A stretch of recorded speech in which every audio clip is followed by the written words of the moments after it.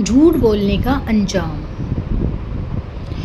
تم ایمان کی حقیقت کو نہیں پہنچ سکتے یہاں تک کہ تم مذاق میں بھی جھوٹ بولنا چھوڑ دو۔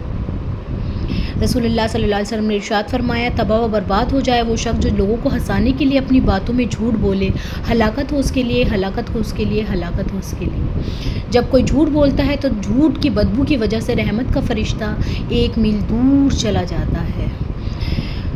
بعض لوگوں کی عادت ہوتی ہے کہ جب ان سے پوچھا جاتا ہے کہ کھانے کے لیے بارے میں تو یہ کہتے ہیں کہ پیٹ بھرا ہوا ہے، یعنی کہ بھوکے ہیں، جب بھی کہتے ہیں کہ ہمارا پیٹ بھرا ہوا ہے۔ جو شخص روزے کی حالت میں جھوٹ بولے اور دغا بازی نہ چھوڑے تو اللہ کو اس کی کوئی ضرورت نہیں کہ وہ اپنا کھانا پینا چھوڑ دے۔ بندہ اس وقت تک کامل مومن نہیں ہو سکتا جب تک کہ مذاق میں بھی جھوٹ بولنا اور جھگڑنا چھوڑ دے۔ میں اس شخص کے لیے جنت کی اطراف میں ایک گھر کا ضامن ہوں جس نے حق پر ہوتے ہوئے بھی جھگڑا چھوڑ دیا ہو، اور اس شخص کے لیے بھی جنت کے درمیان میں ایک گھر کا ضامن ہوں جس نے مذاق کے طور پر بھی جھوٹ نہیں بولا، اور اس شخص کے لیے جنت کے بلند ترین حصے میں ایک گھر کا ضامن ہوں جس کا اخلاص اچھا ہو، یعنی کہ جس کے اندر 3 خوبیاں پائی جاتی ہیں۔ تو جھوٹ بولنے کا انجام ہمیں پتہ چل گیا کہ جھوٹ بولنا جو ہے کتنی بری بات ہے اور کتنی ہمیں جو ہے ایمان سے دور کرتی ہے۔ ہم مذاق میں جھوٹ بول دیتے ہیں، چھوٹی چھوٹی باتوں میں ہم جھوٹ بول دیتے ہیں، اور کسی کو ہنسانے کے لیے جھوٹ بول دیتے ہیں کہ کسی کو خوش کر دیں، یہ بھول جاتے ہیں کہ اللہ تعالیٰ ہمیں دیکھ رہے ہیں، ہر وقت اللہ تعالیٰ ہمیں دیکھ رہے ہیں۔ یہ ساری چیزیں ہم بھول جاتے ہیں، اور جب ہم جھوٹ بولتے ہیں ہمیں امید بھی نہیں ہوتی کہ 1 میل ہم سے جو ہے دور چلے گئے فرشتے، اور جو کھانا اللہ کسی کے سامنے کھانا پیش کیا گیا اور وہ بھوکا ہے پھر بھی وہ یہ کہے کہ نہیں میرا تو پیٹ بھرا ہوا ہے، تو بھی اللہ تعالیٰ اسے دیکھ رہا ہے۔ اور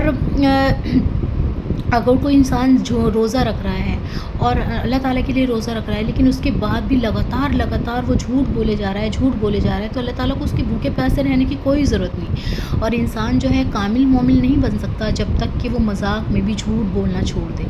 تو ہمارے اندر یہ باتیں ہوتی ہیں، اور اللہ تعالیٰ دیکھیے یہاں حضور صلی اللہ علیہ وسلم 3 لوگوں کے لیے جنت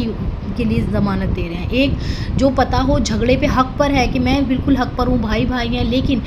کس کے لیے جھگڑا چھوڑ دے، اللہ تعالیٰ کے لیے جھگڑا چھوڑ دے، تو اس کے لیے جنت میں گھر کے ضامن ہیں، حضور صلی اللہ علیہ وسلم نے ارشاد فرمایا۔ اور دوسرا جو مذاق میں بھی جھوٹ بولنا چھوڑ دے، اور تیسرا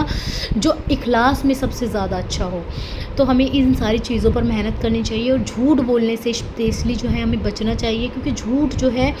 ہم چاہے کہ اپنا آپ کو کتنا ہی کہہ لیں ہم ایمان والے ہیں اور ہم جو ہیں بہت نیک ہیں، انسان جھوٹ بولتا ہے، اگر جو وہ جھوٹ بولتا ہے تو پھر اس کا کسی بات کا بھی یقین نہیں کیا جائے گا نا۔ جھوٹ بولنے سے انسان کا کیریکٹر خراب ہوتا ہے۔ جھوٹ کے لیے کیوں منع کیا گیا دیکھیں اسلام میں، اس کا ہمیں ریزن بھی پتہ ہونا چاہیے۔ سب سے مین بات اس لیے منع کیا کہ اسلام میں ایک انسان کی بہت زیادہ قدر ہے، بہت زیادہ قیمت ہے۔ تو اگر جو ہم جھوٹ بولیں گے تو سامنے ایک بار اگر جو کسی کے سامنے ہماری قدر و قیمت گھٹ گئی یا اس کی نظروں میں ہم گر گئے تو ہمیں پوری لائف لگ جاتی ہے دوبارہ اپنا وہ رتبہ بنانے میں۔ تو اللہ تعالیٰ نہیں چاہتا کہ انسان جو ہے کسی کے سامنے گرے، کیونکہ جھوٹ بولتے ہی نا سارا کام خراب ہو جاتا ہے، ہمارا ٹرسٹ اس پہ سے اٹھ جاتا ہے، ہم اس کی عزت نہیں کرتے، ہم یہ سوچتے ہیں اس کی بات پہ یقین کیا جائے نہ کیا جائے، جبکہ مومن کا تو یہ حال ہے، ایسا ہونا چاہیے نا کہ اس پر آنکھ میچ کر بھروسہ کر لیا جائے۔ اور